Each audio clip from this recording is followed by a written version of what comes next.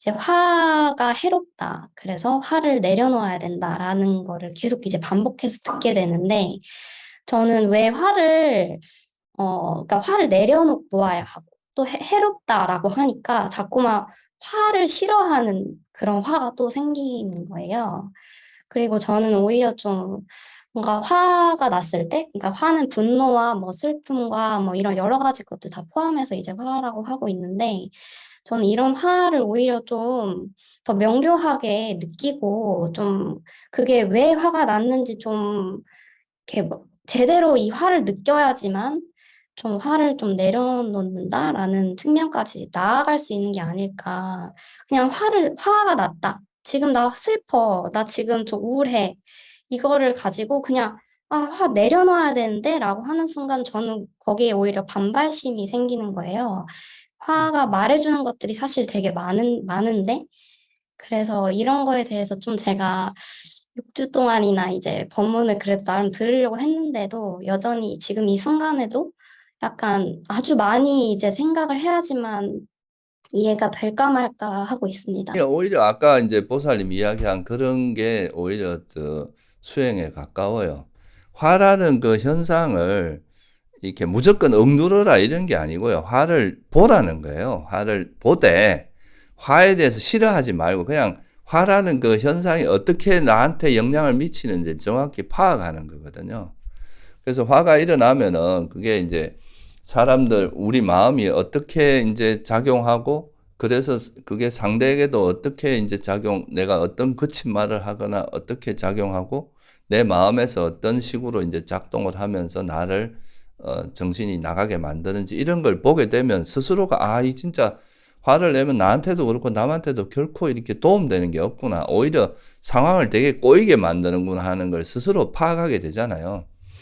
그러니까 이 화는 이제 화라든가 이런 번뇌들은 억누르는 게 아니라 이해하는 거거든요. 그 현상이 우리에게 어떤 파장을 불러일으키고 어떻게 우리 마음 상태를 끌고 가는지를 보고 이해하다 보면, 이거 진짜 나한테 하나도 도움이 안 되는구나. 이게 오히려 내 마음을 굉장히 어지럽게 만들고 상황을 더 악화시킨다는 거, 그런 거를 이제 스스로 파악하다 보면 그런 게 놓아지는 거거든요.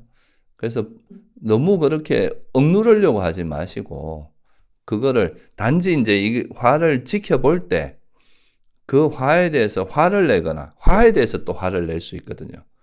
그거는 지금 보살님이 화를 대하는 태도가 약간 잘못되어 있는 거예요. 화라는 걸 그냥 하나의 그 나한테 일어나는 마음 상태고 그거에 대해서 이해하려고 해야 되는데, 이거는 해로운 거니까 일어나면 안 되고 이건 일어난 것이 싫어. 이렇게 이제 그런 마음이 작용하게 되면 오히려 화에 대해서 이해도 못하고 좀 오히려 화에 대해서 거부하는 마음이 생길 수 있잖아요. 그죠? 그냥 화가 일어나는 걸 있는 그대로 보고 그냥 그 화를 이해하려고 노력하는 게 중요합니다. 그러면은 그 이제 욕망도 그렇고 화도 그렇고 우리가 살아오면서 또 내가 화를 냈을 때 상황이 어떻게 되고 그걸로 인해서 내가 어떤 어려움에 빠졌고 상대에게 어떤 상처를 줬고 이런 경험들도 많잖아요. 그리고 지금 현재 또 내가 그런 마음이 일어났을 때 어떤 문제가 이런 것들을 잘 이제 반조를 해보다 보면 이 화라는 것이 참 우리 삶에 그렇게 도움이 안 되는구나. 그리고 주위에서도 보면 사실 그 화 때문에 막 가족끼리 칼부림하기도 하고 막 사람을 죽이기도 하고 또 폭력도 쓰고 요즘 이렇게 주변에서 일어나는 그런 게 다 거의 대부분 화 때문에 일어나는 거예요. 나 무시하고 또 그것 때문에 문제 일으키고 이렇잖아요. 그 화가 그러니까 보통 사람이 그냥 이렇게 가볍게 일으키는 거는 잘 눈에 안 보이는데 그런 게 이렇게 성장해서 커지다 보면은 굉장히 큰 문제를 일으킬 수 있거든요. 그런 부분들에 대해서 다방면으로 이렇게 통찰하다 보면 야, 이 화라는 건 진짜 멀리 해야 되겠구나 하는 그런 마음이 일어나는 거죠. 화의 그런 위험성이나 해로움 이런 거를 그냥 머리로서 암기하는 게 아니라 실제로 그걸 관찰하는 겁니다. 수행이라고 하는 거는. 실제로 내가 그렇게 이해하고 통찰하는 거죠.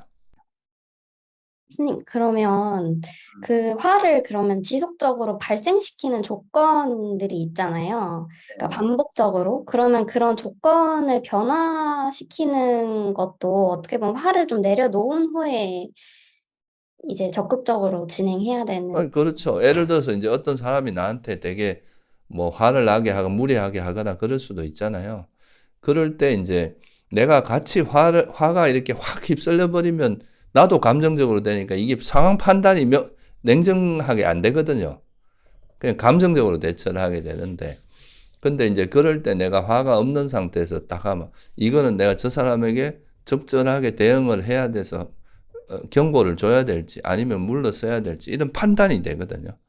그러면 거기에 대해서 적절하게 이제 대처할 수 있게 되고 그러면은 문제가 커질 수 있는 문제를 미연에 방지할 수 있는 힘이 생긴단 말이에요. 부처님께서도 보면은 이게 옛날에 탁발 나가고 이러면요 외도들이 와서 막 욕을 하고 그래요.